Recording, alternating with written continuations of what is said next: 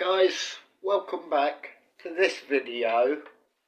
I thought I'd do something a bit different. Take you on a journey through my musical influences right from my childhood right up to today.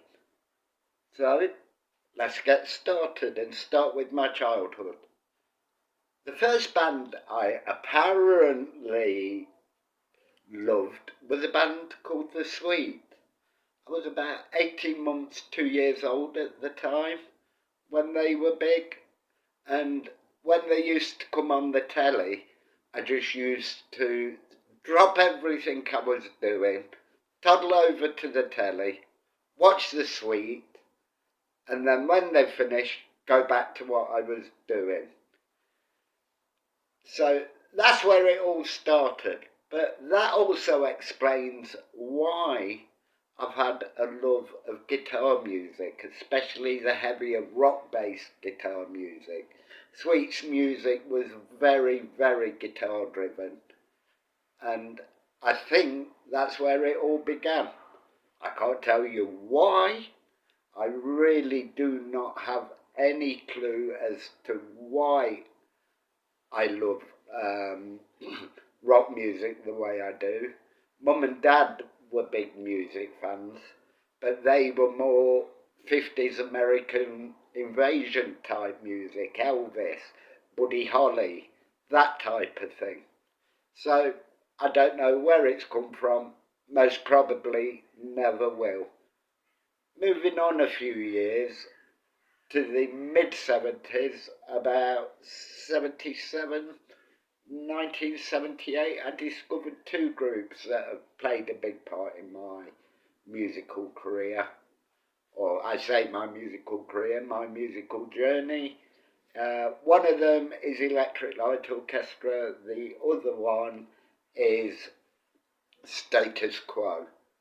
Electric Light Orchestra I found out in about 1977 when I was brought Out of the Blue, the double album with the spaceship cover, and I just played it and played it and played it and played it and played it until I can literally remember wearing record needles out with it. It was just the album for me at that time, and as I got older, it was an album I took with me. And again, along came the album Discovery, got into that. Time, got into that. But I'd never really gone backwards with ELO, gone back to New World Record and further than that. But when I did listen to New World Record, it was, whoa, yeah, I like this. And again, in the mid-70s, Status Quo came along. I don't know how, cannot tell you how Status Quo came along, but they were different. It was like listening to a breath of fresh air with that da-da-da-da-da-da-da, and it being driven, Rick Parfitt giving it everything on lead, and Francis Rossi. No, Rick Parfitt didn't play lead, Rick Parfitt played rhythm. Sorry about that, and Francis Rossi played lead. So Rick Parfitt was giving it everything rhythm-wise, with Francis Rossi backing him up, and I loved it, absolutely loved it. And again, to this day, along with ELO, Status Quo are one of my favourite bands. Now, coming up from 1980 to 1990, from when I was 10 to 20, the back end of the 70s, I got into more mod type music, and I got into the jam quite heavily. And it was something different. It was Bruce Foxton's bass lines, especially off Eaton Rifles, that caught me. that and I started listening to that, and it really did get me. I loved it, and I still do love the Jam today, but I also love Paul Weller, but there'll be more about him later on. Then I started finding bands like AC/DC, and it was funny how I got into AC/DC. Wasn't through the music, it was through Angus Young and his duck walking, his stage antics and everything else. I thought, why would he want to do that? You know, with his duck walking, it wasn't a case of it's Chuck Berry type music. It's obviously not. But it kind of like, it took me several years to work out that it's part of the show. It's actually what makes a band live on stage. Angus's duck walking on his back, going round in circles. And from that, realising that, I started to listen to the music. But I did start in the right place with AC/DC, more or less at the beginning. Long Way to the Top was the first AC/DC track that I really got into, and I started following them from there. Next up is Madness. Again, going back to that mod thing of the late 70s, early 80s. Madness were a band that just, to me, were crackers. They were mad. Night Boat to Cairo, a song about a toothless oarsman. Eh? How did that work? How did that really work? It was kind of like, whoa, yes, I like this. It's kind of like, bring it on. And they did. But that also led me into bands like The Specials, Selector, Bad Manners, more ska-based material. And I fell in love with ska through, excuse me, through mod.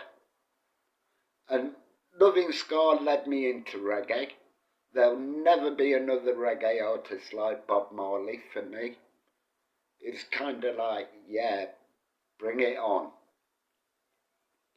Iron Maiden. Again, the album Killers, back in 1980. That was a pivotal album in my appreciation of the new wave of British metal.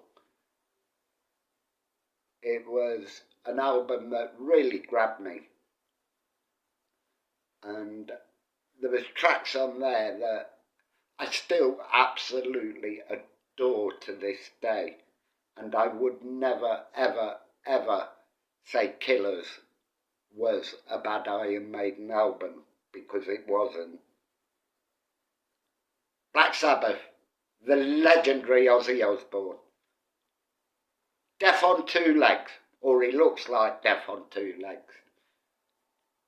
But again, finding Maiden led me into Sabbath, and it was Paranoid that got me hooked on them. That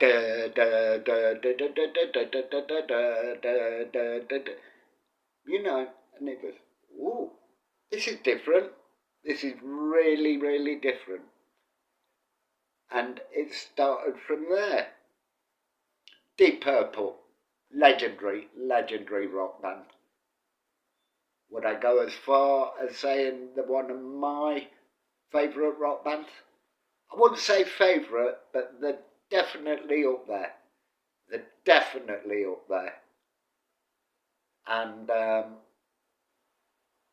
it was tracks like Burn, Black Knight, Smoke on the Water, again, got me into it. Got me heavily into Purple, actually. And one of these days I am determined to go and see them. But it's just that I won't pay for a ticket. I think they're too expensive. And it's really not worth the money you pay for a gig you could get. But get to the middle of the 80s now, and a friend of mine lent me an album. He said, "Here, borrow this, have a listen, tell me what you think." That album was Delicate Sound of Thunder, the double live album by Pink Floyd. Oh, shit me. That was it. That was it. Everything went into Pink Floyd.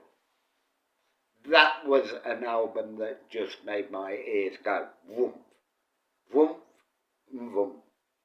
Made me listen to guitar parts more. Made me listen to songs more.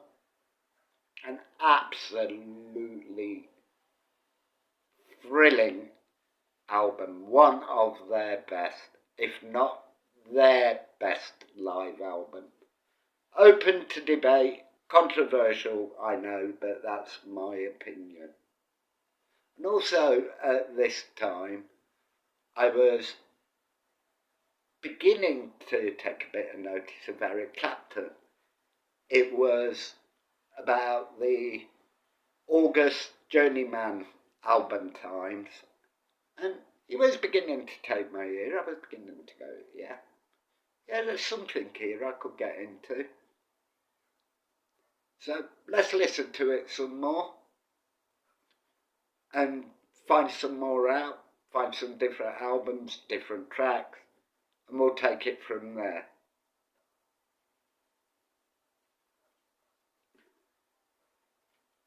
From 1990 up until 2000, from 20s into my 30s, I'm still discovering Purple. Sorry, not Purple, Pink Floyd, my bad, Pink Floyd. And this time I've gone further back into albums like Wish You Were Here, Dark Side of the Moon, The Wall. And I was learning very, very rapidly just what a mammoth band Pink Floyd were.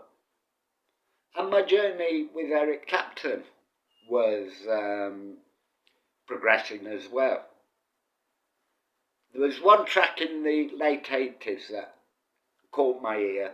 That was Bad Love, with that guitar solo that reminds me of Seagulls and still does to this day. And that opened my ears. And then, in my opinion and my opinion only, his best live album, 24 Nights, showed how versatile he was. He could work with different types of band, orchestras, big bands, his usual touring band. And I'm going, yeah, I like this. I really, really do like this. So that concreted Eric Clapton into me as well. But the funny thing is, during the early to mid-90s, grunge just went whoom. Just totally went over my head. I totally missed grunge. And you'll find out why I mention that now, later on in the video.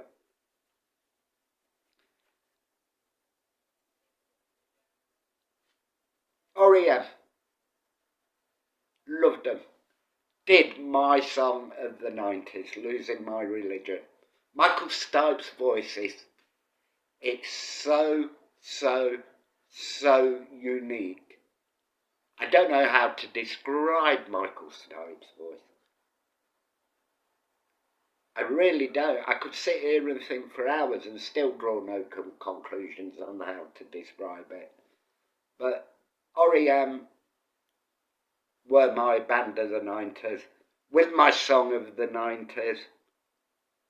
and it really, really opened my eyes up to the indie scene. Another band that I will mention is the Scorpions, another one of my songs of the 90s was the track about the German unification, Winds of Change. That song has haunted me since I very, very first heard it. I listen to that song and think, I'm going to be one of the lucky people that sees a country reunited after all those years as East and West. And it happened with Russia too, the falling of communism in Russia. So Winds of Change, it's a haunting song. I think of that and think what I've seen, what changes I've seen in my life.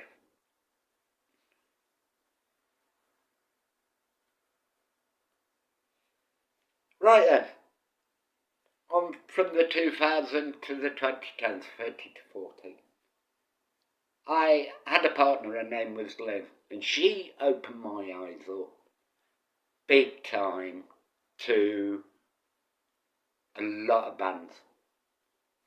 Foo Fighters, Led Zeppelin, to name but two. And with Lynn getting me into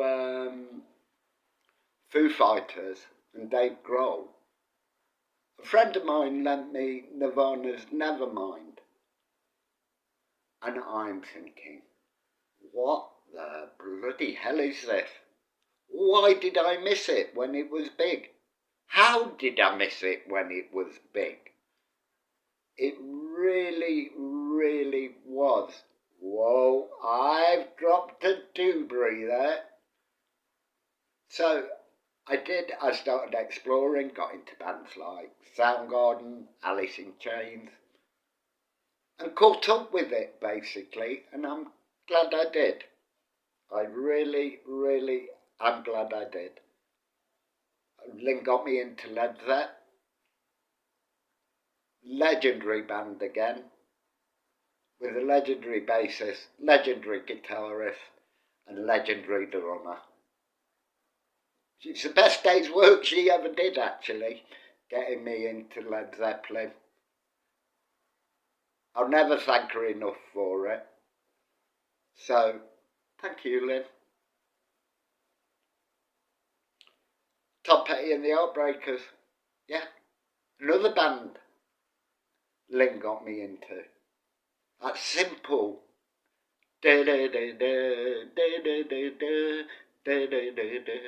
It's not hard music to play on bass or on guitar, but it's good music.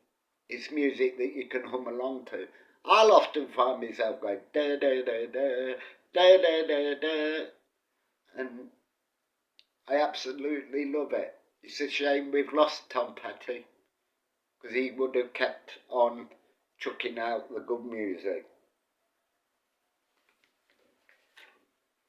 From 40 to 50, from the 2010s to the 2020s. I'm gonna basically centre this round the classic rock show, because they've opened my eyes up to a lot more bands. The Who, Peter Green's Fleetwood Mac, The Who, Peter Green's Fleetwood Mac, just to name but two. The Who, again, I was into the Jam and the mod era. Miss The Who, don't know how, but I did, but I caught up with it. And I'm glad I did, because The Who were a very, very underrated band in my opinion. You know, a lot of people my age go, The Who? Oh, you're joking, they're crap.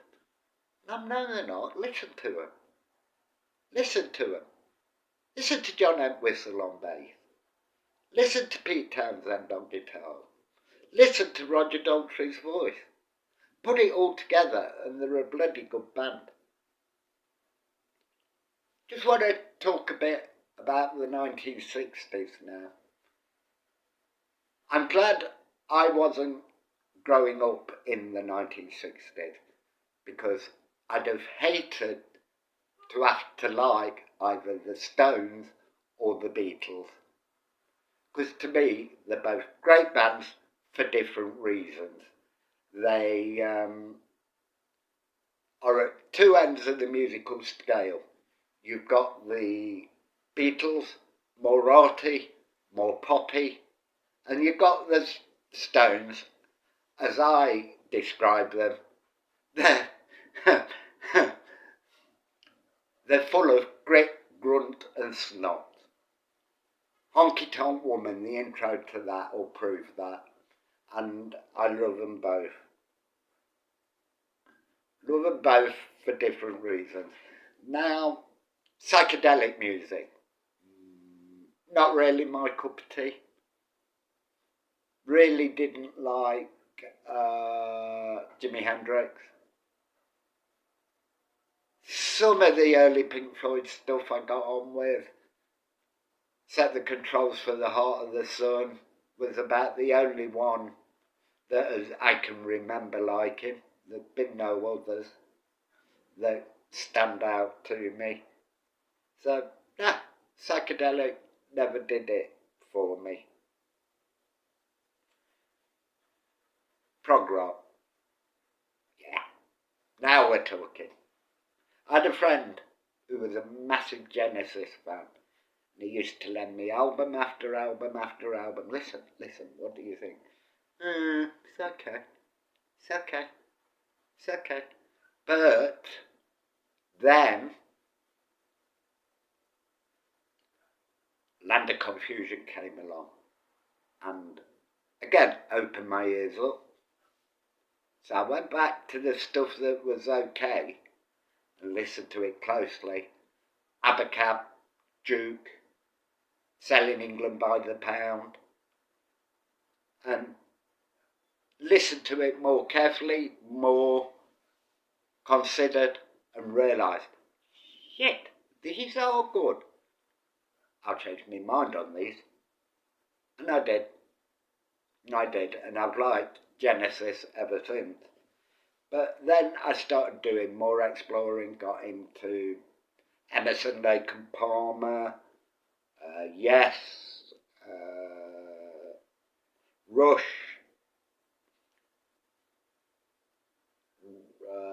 who else? The modern day